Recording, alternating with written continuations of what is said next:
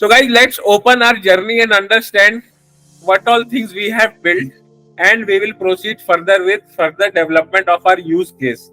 We started with a mini project. So B18 invoice transaction was a journey which we built. We defined data extension as an entry source, and then how frequently data should enter inside the journey. We tagged it with an automation. Whenever automation imports data inside the data extension, the data should flow inside the journey and the customer should receive first communication. Then we will check after 2 hours if customer opened this invoice or not. We dragged and dropped this decision split and worked on parameter called opens. Engagement split and worked on parameter open. Engagement split gets data from data views. Now, if you have to execute this scenario inside Automation Studio, you have to query a data view inside a separate automation, and then you have to bring that data to a data extension, and then you have to schedule another automation, which is a very time consuming task.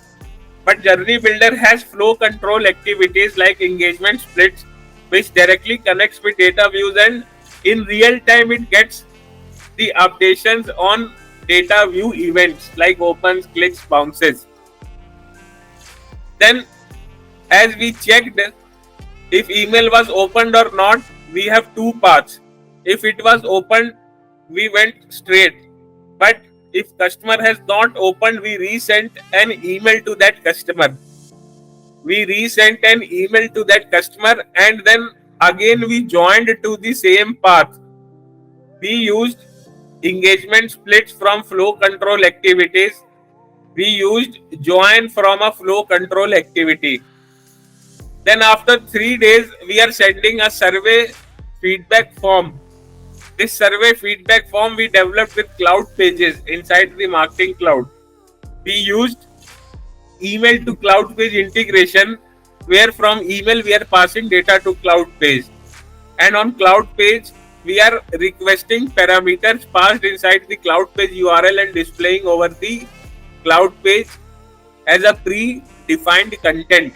And then we introduced a concept of smart capture, where we are capturing the survey ratings from a customer, and once we have captured the survey ratings from the customer, we are submitting that data inside a data extension. Then we got a requirement that if this survey was filled or not, we have to check after 2 days. If after 2 days the survey is not filled, we have to resend that survey email to that customer. To check if this survey was filled or not, we had to actually create a contact based data model and link that survey data extension to our existing contact based data model.